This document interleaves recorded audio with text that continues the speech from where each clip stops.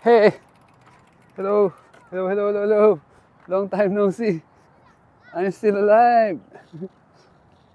I'm still alive! I'm still alive! Kumusta naman kayo dyan? Hello guys! Nandito tayo sa ating favorite spot. Nandito tayo sa... Anong lugar to? Ocean. Near the ocean. Dito lang tayo sa near the ocean. Ang tingin sa mata ko, mukha mong puyat. Kamusta naman kayo? Wow, may 3 birds. Hello birds. Hello birds. Hindi natin kailangan mag-dual cam kasi meron tayong stand. Meron tayong stand. Ang gagawin ko sa stand? Paano gagawin to? Ganyan.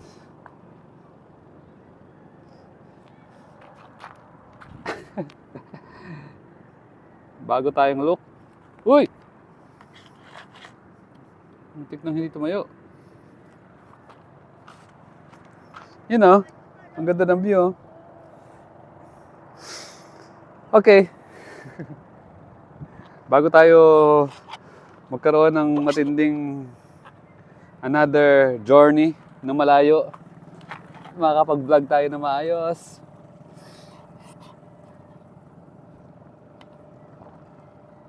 Hulaan nyo anong flavor nito. Hulaan nyo anong flavor.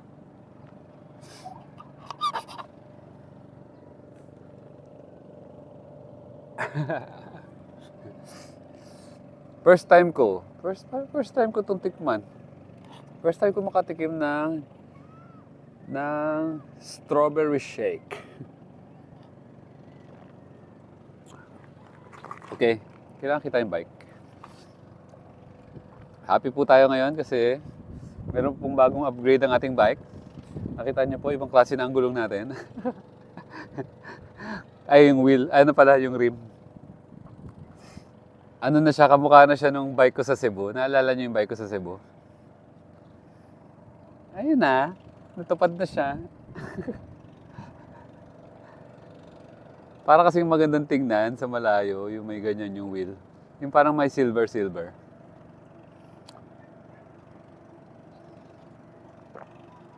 Okay. 12 minutes lang tayo, lumipas na ng 2 minuto. Anong update po natin? Kaya wala tayo masyadong vlog. Kasi lagi lang tayo sa bahay. Wala tayong ginagawa. Ngayon, sabi ko kailangan makapag-vlog kasi alis tayo. Sa Tuesday, meron tayong atinan ulit na 10 days meditation course sa Chaong, Quezon. So, first time ko mag-ride by my own. Mag-ride ako mag-isa. Solo ride. Ang layo noon. 103. Feeling ko kaya ko naman yun. Mag-isa.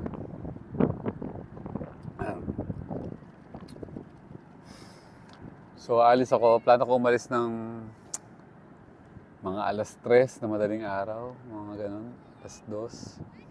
Kasi gusto ko relax lang yung ride ko. Tapos makarating ako dapat ng Tiaong bago maggabi.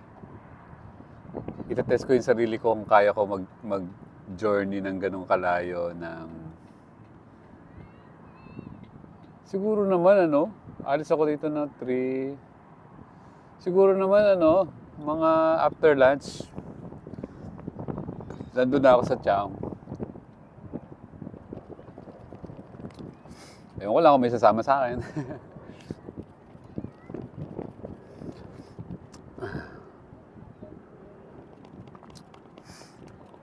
Kamusta naman ang mga buhay nyo? Inhale muna tayo. Inhale. Exhale. Inhale again. Exhale. Inhale malalim. Exhale. Inhale malalim. Exhale mabagal. Okay. Maubos ko na to.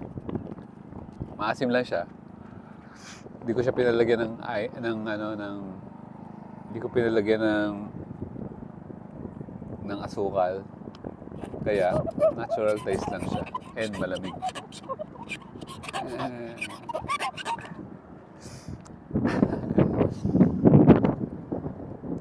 Natakot ako yung cellphone. Baka, malaglag pag hinangin. Hey! May dumadaan na mga kids. Hi, kids!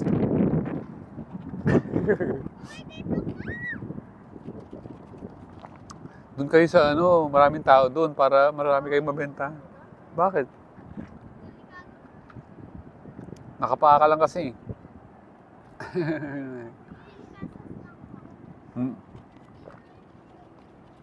Hindi ko gagamitin yan eh.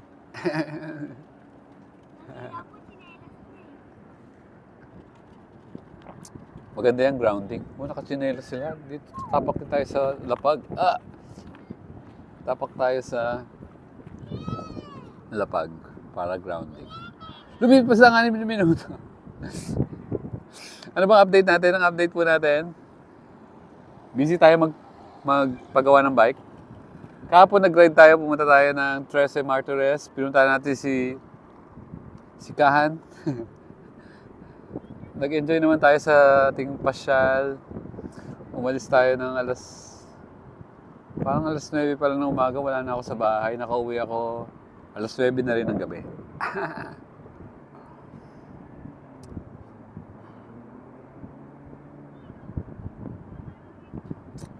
Uy! Parang kahanginin. Hanginin ka ba? Pangit pakita sa vlog na may nalaglag. Laglag na nga. Aray ko. Ba't mo ako nilaglagan?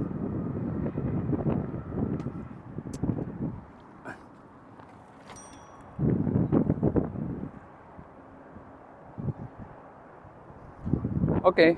Mas maganda na yung ganyan. Kanina hindi ko tsaka pa siya laglag.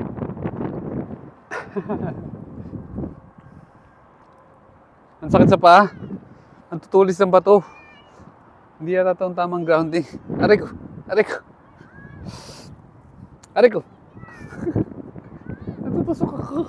Natutusok ako.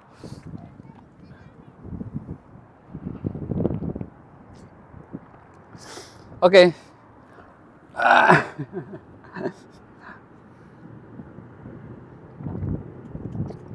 So, ganun po ang gagawin natin this week. Magiging busy tayo. Punta tayo sa malayong lugar. 103 kilometers. Kamusta naman ang mga buhay nyo dyan?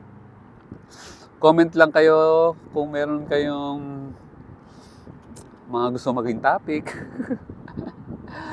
Basta tuloy-tuloy lang tayo sa pagiging buhay sakto. Kung meron sa inyo dyan na parang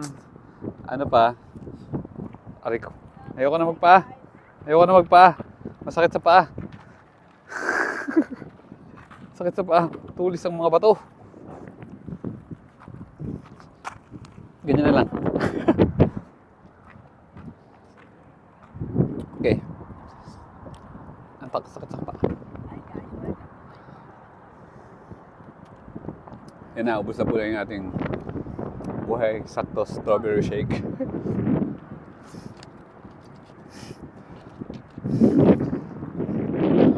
So, tingnan niyo po ang view natin. Nandito po tayo sa nature. Woo! Woo! This is life! Meron ka bang time for nature? Importante po nakakaroon tayo ng time to reflect on life. Grabe yung nature, no? Halaman talaga pag pinabayaan mo, talagang it will grow.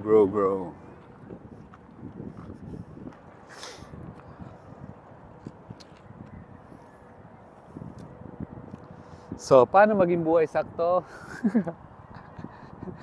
Ibig sabihin yung sakto. Kanya-kanya definition no?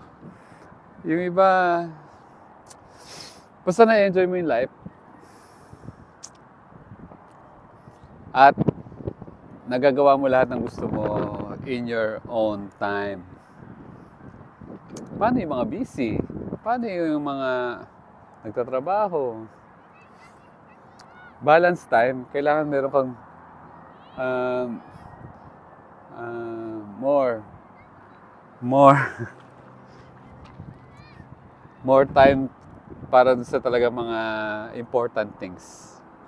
Tulad lang with time with family, time with yourself, time with reflection. Ay, ano naman kaya magiging learning po natin? Kasi 10 days po tayo mawawala. Naalala nyo ba, yung isang vlog ko, matid po tayo ng 10 days. Atin tayo ulit ngayong 10 days. And, piling ko may mga bago na naman ako matututunan and marirealize sa aking life. I love you all! Hindi na kagad. Mahal ko kayong lahat. Sana po, marami po kayong natatanggap na kasiyahan, experience sa buhay na ginagalawan natin dito sa Earth. Andito tayo sa Earth para i-experience ang life dito, mag-gain ng napakaraming information, paano i-enjoy ang life, maging buhay sakto, maging buhay na malaya, buhay na masaya, and payapa. Ang ganda, no? So, doon tayo mag-focus. Paano ba magkaroon ng payapang buhay? Peace of mind. Wala kang iniisip na problema. Peace. Peace.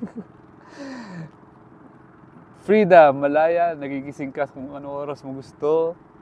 Malaya ka puntahan ng lahat ng gusto mong puntahan dahil meron kang bike. Hindi mo kailangan gumastos ng pamasahe.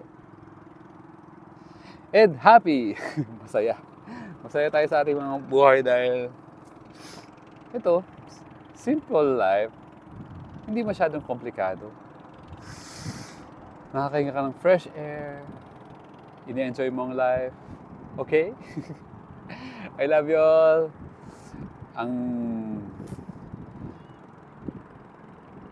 Ang life is meant to be enjoyed. Okay? I love you all. See you sa kalsada. Mag-ride tayo sa Tuesday.